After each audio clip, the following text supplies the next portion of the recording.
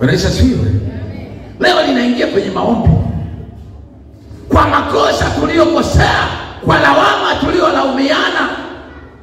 Nataka nikwambie, unafika wakati kuna watu wanajiweka vimbelembele kuwa waamuzi. Inatoka sauti kwa ndugu zako, aliyekuweka kuwa msemaji wetu wewe ni nani? Wakati wa wana wa Israeli kupata msemaji ulikuwa haujafika. Wanakufa kama mbwa, hakuna mtetezi. Vilio vinaenda tu mbele za Mungu, na Mungu hakutaka kusikia mapema. Musa ana moyo wa kuwahurumia, lakini ilikuwa sio kanuni ya Mungu ufike wakati Musa wahurumie.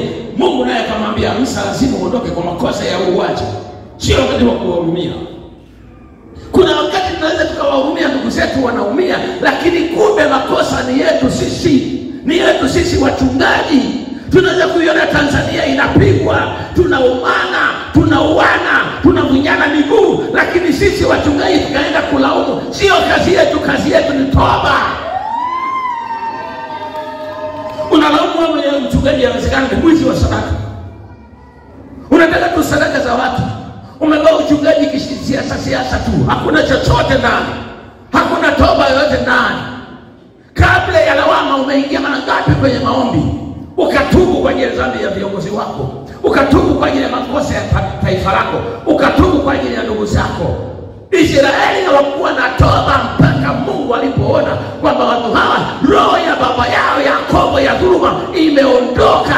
Ndipo akasema Musa na kutoa, na Musa kule alikaa miaka 40 kule wanateseka, wanalia. Na ninaomba Mungu yasitukute kama yana Waisraeli, yasitukute mabaya kama yale.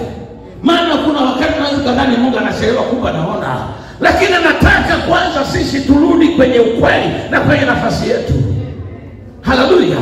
Lazima turudi kwenye nafasi yetu, kujua nafasi yetu ndani ya nchi yetu ni nini.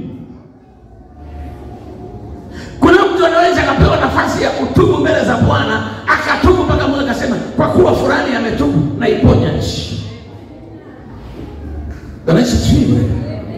Ukisoma Mambo ya Nyakati ile sura wa pili sura ya 7 na ule mstari wa 14, Biblia inasema kwamba ikiwa watu wangu walioitwa kwa jina langu wakijinyenyekesha na kutubu mbele zangu na kuziacha njia zao mbaya, ndipo nitasikia toka mbinguni na kuiponya nchi yao na kuwasamehe dhambi yao. Unajua nchi haiwezi kuponywa kama sisi tuko vibaya. Serikali haiwezi kuponywa kama sisi tuko vibaya. Unajua hilo? Nchi itapona sisi tukiwa vizuri. Nchi itapona sisi tukiwa na toba. Biblia hapa inadai toba. Biblia inadai toba. Hatuwezi kuhubiri kupendana wakati ndani tumempenda Mungu dhambi. Wakati tunamuudhi Mungu, Mungu hawezi kuwa upande wetu kama ambavyo Mungu hakuwa upande wa Musa kabla hajamtetea, kabla hajamteua. Alifukuza waendelee kuteseka.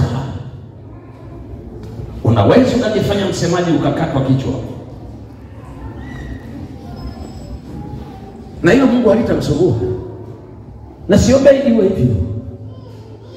Unaweza kama msemaji ukasema vibaya ukakatwa kichwa. Maana nasema kisiasa tu, wala usemi kimaombi. Unasema kikashifa tu. Unajua ukikasirika unaweza siombe vizuri, unaweza sitamke vizuri. Ukikasirika unatakiwa urudi kwenye toba. Leo uliyekasirika, uliyadhulumiwa, unatakiwa urudi kwenye toba. Mungu, mbona nimedhulumiwa? Nimekukosea wapi? Usimtazame mdhulumaji, tazama kwanza kosa lako.